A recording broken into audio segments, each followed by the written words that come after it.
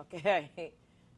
Live in 3. Exciting to me that we have our show, TMI, live in Louisville, Kentucky, with the people of Louisville. Give yourselves a round of applause for being here today. Yes. This is so cool. It's like our first time really being live on location. Usually we're in studios or, somewhere with a laptop trying to figure out the light, taking off the shade in the hotel and, setting up. But this time, today, Ryan, who is our super producer for the State of the People Power Tour, convinced us that we need to be live and in person. And of course, my son said, absolutely, because I've been telling her that all the time. But I have my, the women, we got to listen to the men sometimes. But today we are joined by our brothers. We usually say friends to TMI because on our shows, we always have our friends. And one time, people got mad at us and said, why y'all always have y'all friends? Why y'all don't interview other people that's not your friend? And we said, because if we don't like you, we don't have to have you on our show. That's why we got our own show, to interview the people we like. That's why we got our show. Get you a show. That's right. Have whoever you want.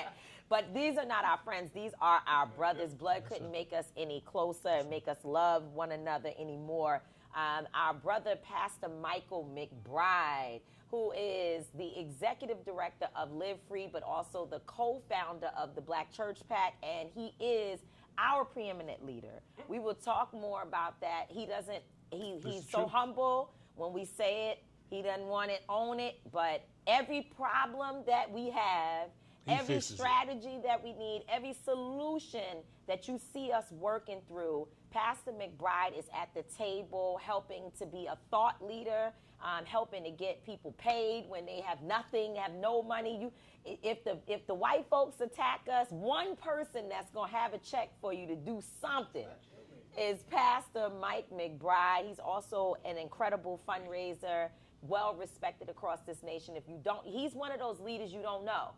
But he is. But you should. Truly, you should absolutely know Pastor Mike McBride. And then our brother Tef Poe, who is an artist, one of the dopest lyricists in our nation, in our world, a true advocate for social justice. He was on the ground in Ferguson, one of the leaders out there who was tear gassed and attacked by the system.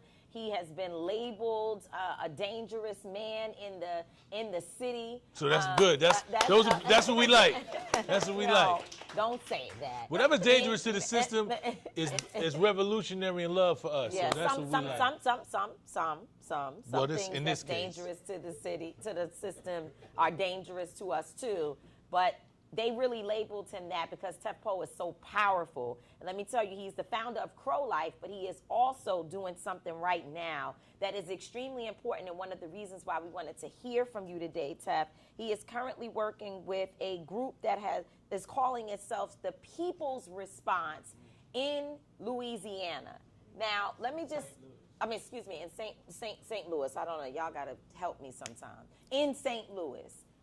And the reason why it's so important to have you here, Tef, because in this moment, you look wonderful, nice and cleaned up and looking good. But just last week, I saw you looking like you had dust from the top of your head to the bottom of your feet, because you've been out there in the rubble, literally, with the people, trying to make sure that the resources that our community deserves gets to our people, because we can't depend on the federal government to help black folks in the middle of a natural disaster. And in fact, some of the white folks ain't getting no help either right now, which is a whole other thing. So I think, Tef, we'll start with you. What's been happening in your city? And let's talk about the disparities there, what you're seeing, and how you've been getting resources in. So, for folks that don't know, an F3 tornado ripped through Black St. Louis a couple weeks ago. The highest that you can have is an F5.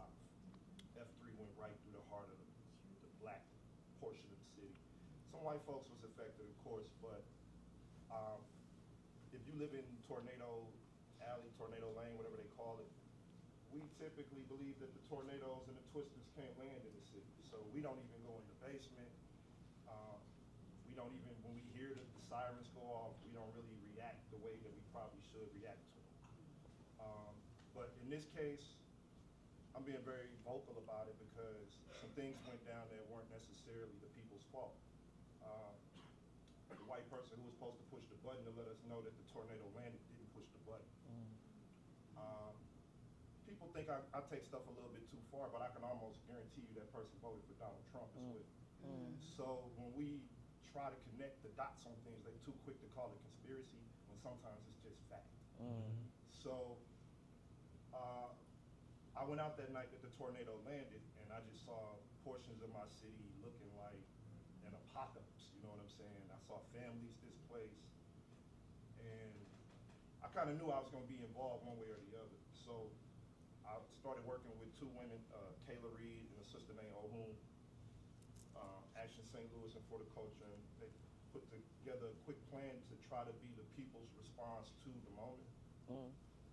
It was a very simple operation, and then it just scaled up to something massive where some days I feel like we out there literally rebuilding the ghetto.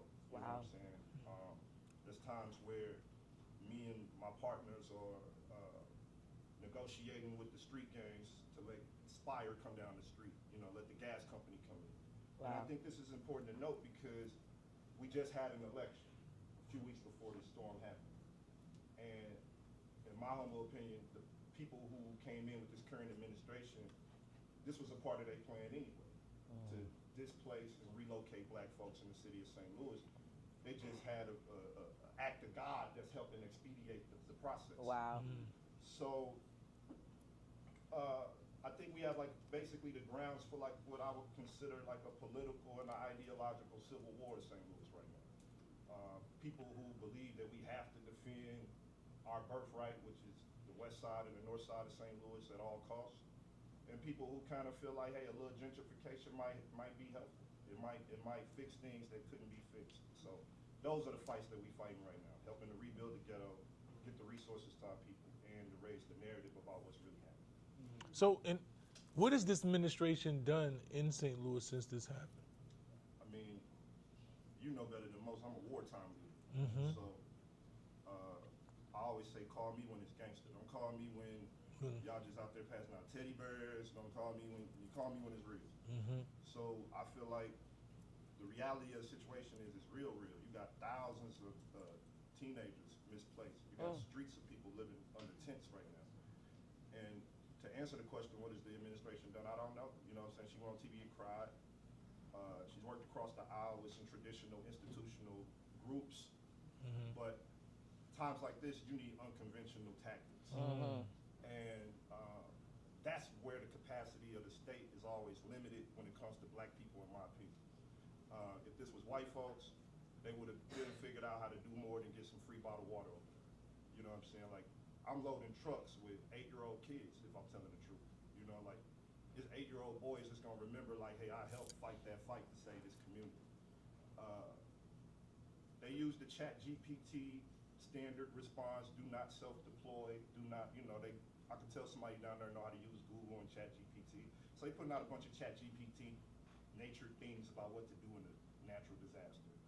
But most of the relief efforts come from black people having common sense about survival, knowing we gotta work together, knowing we gotta put our political differences to the side. Like, and that's what I feel is happening right now too for the city. That's beautiful about it. That black folk on the ground who traditionally haven't worked together saying, hey, bro, you bring your group in, y'all do this, my group do this, your group do this, your group do this. It's kind of like we running our own shadow government in Black St. Louis right now. Wow. So I heard that you talked about displacement, and I heard that people are even being displaced from the tents, like they're shutting down certain areas. Yes. So where are folks supposed to go? It's a humanitarian crisis that, in my opinion, if a black woman was in leadership, if we still had Tashara Jones, our first black woman mayor, right, man, they would be down there trying to drag her out of City Hall over this. And I think that don't skip too quick past that, because that's serious. What you just said is that if Tashara Jones, the black woman who was the mayor, who was just defeated by a white woman, corporate, Democrat. Right. Yeah. Republic. That's what they call Right. That's it. Leave it to Tef to come up with a word to call us. So if it was Tashara Jones there, you're saying that even our community would be down there calling all kind of names and tearing down the walls of City Hall because she's not being responsive. The moment is not being made. You know what I'm saying? And I know. Is folks- it because people are just too traumatized? Or you think it's just that we just have a thing about white folks that we let white folks get away with murder, literally? Well, I think sexism and patriarchy is still real things. That's a fact. You know what I'm saying? So we got it for the sisters, but we don't got it for the white women all the time. We got compassion for them. We let them go on TV and cry like our babies ain't out in the streets, and they getting a paycheck to fix this. Nobody put a gun to that woman's head and said run for mayor. She chose to do that. Her narcissism chose to put her in power. So now you got to make the call. You know what I'm saying? And it's real. Like, people dying. I know grown men looking up in the roof, right, looking in their living room right now. They don't got no roof. Rain coming in. Damn. They don't know what they gonna do. I'm in the backyard helping homeboys move trees. You connected me with Trader Truth. He helping me cut stuff down. You know what I'm saying? So it's like, I am more upset than I'm showing. Because I can't really show how upset I am because people can call me the illogical black man.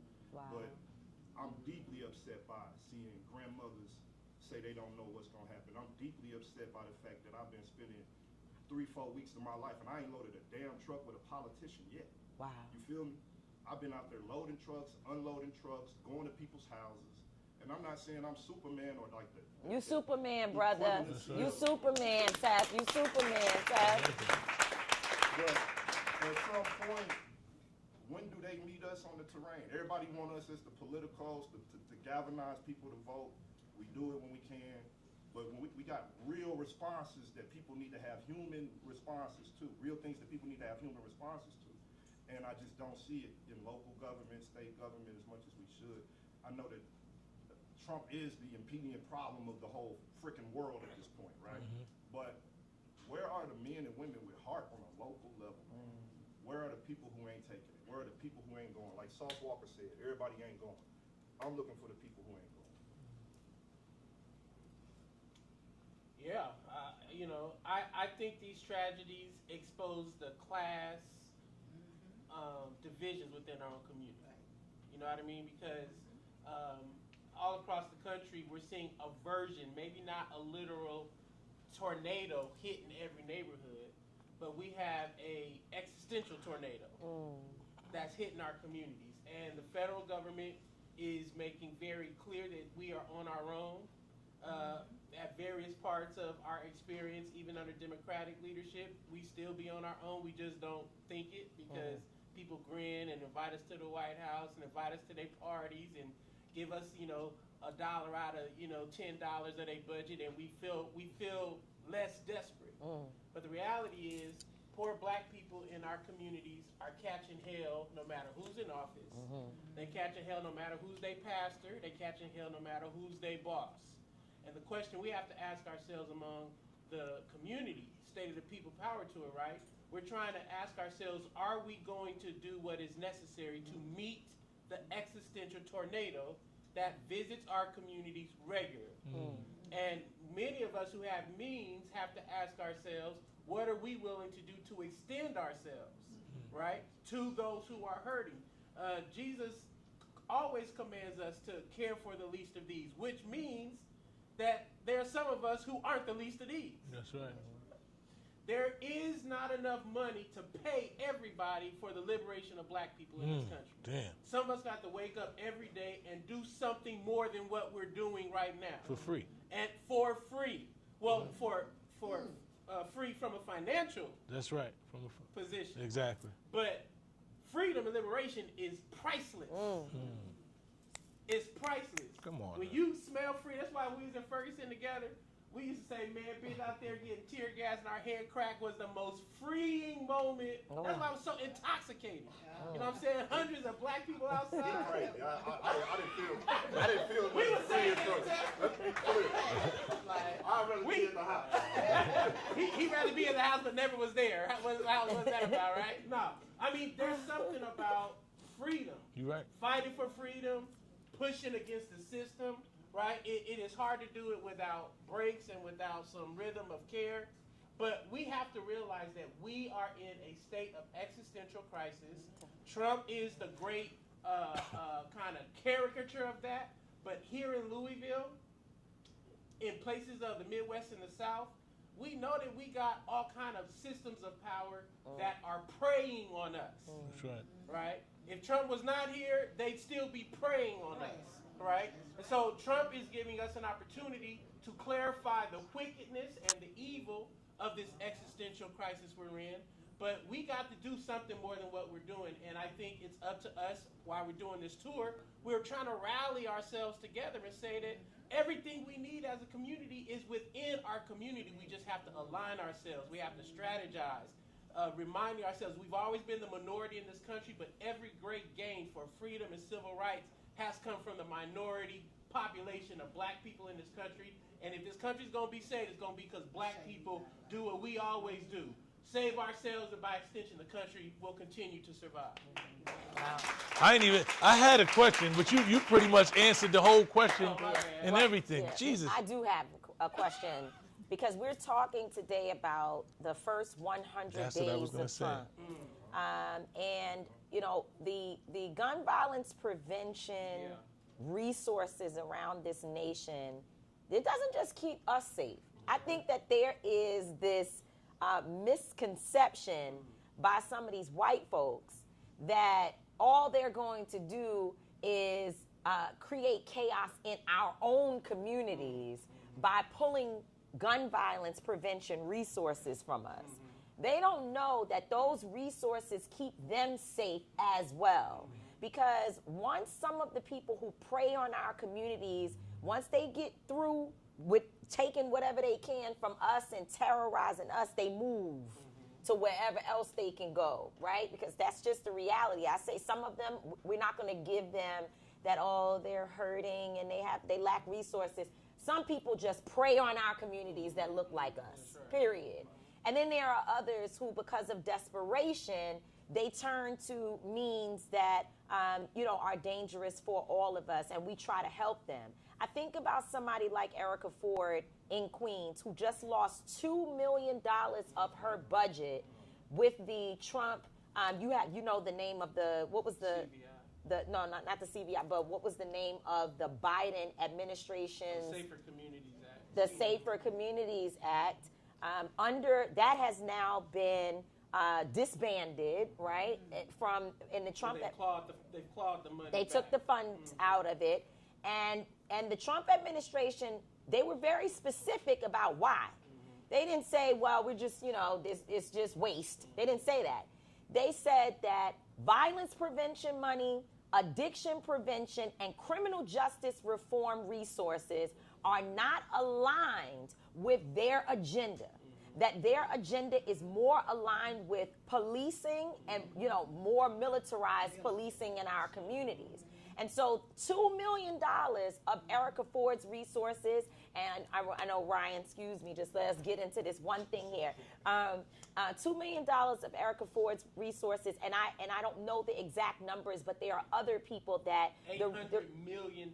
Right, but the other organizations in New York alone lost so much of their money that their organizations can't even function anymore. They have to close down.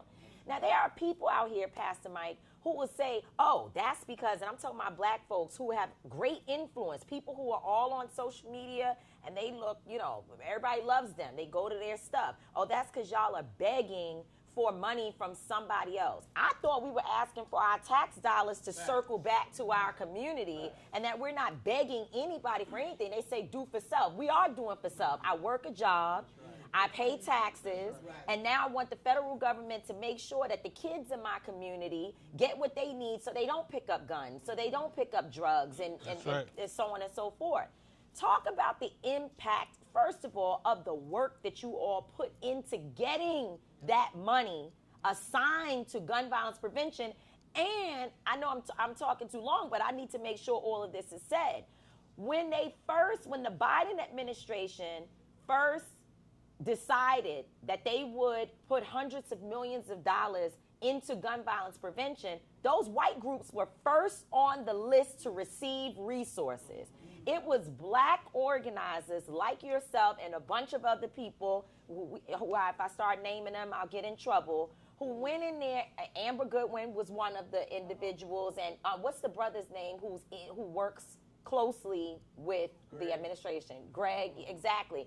These folks and y'all came together and said, no, we have to put front and center black folks, black organizations. That was not easy. It was a fight. I think people just don't realize what goes into this stuff.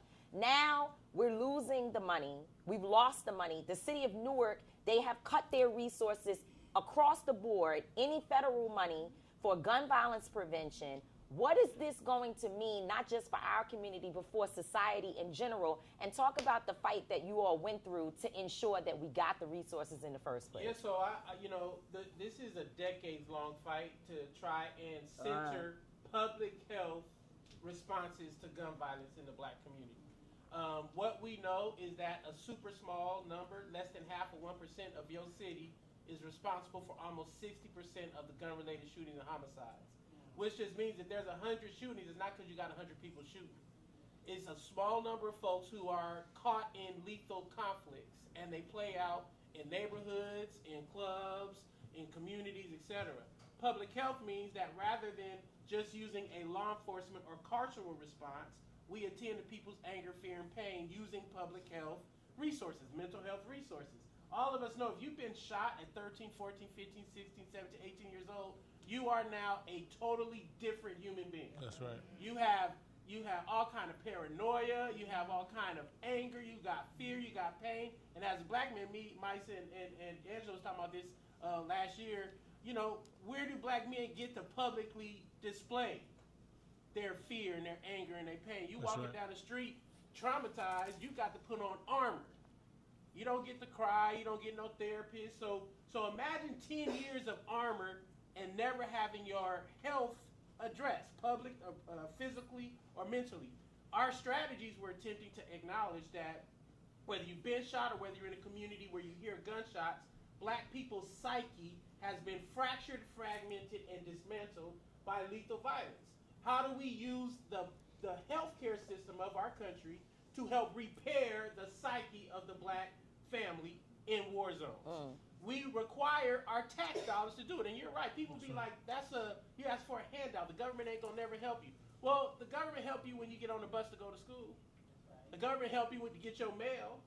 Well, why is your mail delivery not you begging? Right. So I say amen, right? Amen. Why them fixing the roads ain't you begging? Why them putting police in your community? That ain't you begging, Exactly. right? So our tax dollars should be spent the way we want them to be That's spent. right. And if I want my tax dollars to go to a street outreach worker like my son or Tev, rather than a police, that's not begging, that's self-determination. That's right. On our terms, right? That's right. It took us decades. And when I'm talking about decades, I've been doing this for 15 years every day. And people was doing it before me. Not Angela. Well, God bless you, Angela. He was doing other things. I meant to say Erica Ford. Erica Ford. Chico. Yeah, Marcus. Chico. Cats doing this before I even got involved in Volunteering. Absolutely volunteering. Anthony Smith, who's from Louisville, runs Cities United. I think he used to work in the mayor's office and stuff. Doing this work, there's no money in that, right? And so it's really important to appreciate decades. We couldn't get Negro politicians, black politicians. Nobody would come along with this. They said this is a hug and thug strategy. It don't work. It won't help me win an election because the police don't like it. We had to fight everybody. That's right. When I say I'm talking about everybody, the preachers, the police, the prosecutor, anywhere to start with a P, you had to fight, right? But we won. That's right. We won. We did. We won, and we got this money at the federal level because we all launched Fund Peace and a big old national campaign. Wow. We came to Louisville. Red Dot was one of our folks that we was rocking with here to get this stuff going. So to your point, it took us almost decades to get the first slot of resources, several $100 million, put into budgets. And I want you to know that sounds like a lot of money because we don't got no money. Right. But it ain't. But it's nothing. It's $1 out of the 10. It's $1 out of the 10, and they took that back, right? And so it's really important for us to acknowledge that what is going to happen right? As Trump sinks this economy with the tariffs, more desperation is going to set in, more anger is going to set in, and the mayors of our cities are going to default back to tough on crime policing. That's right. Unless you in this room let your mayor know that we not going there. That's right. Can I say something about the tariffs? And we got to wrap, but go ahead. People not thinking about how this all affects us. I probably didn't even think much about the tariffs. The price of wood is up now. We got to rebuild a whole community with the price of wood through the roof. So think about that, man. It's all connected. Wow. I just want to say one thing. You know, poverty is violence, right? And when we talk about violence in our communities, where they come from, you don't see well-to-do black communities where people are shooting each other up because there's no need.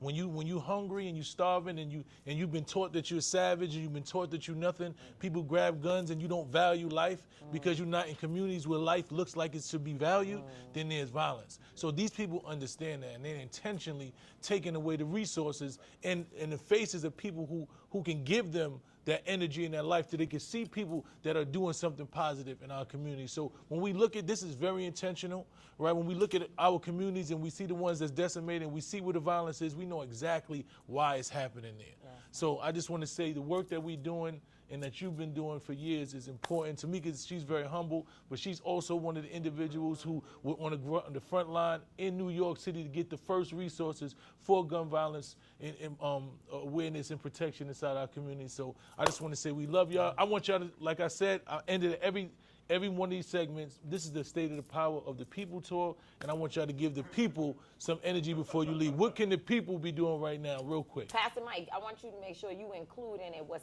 it says on your shirt.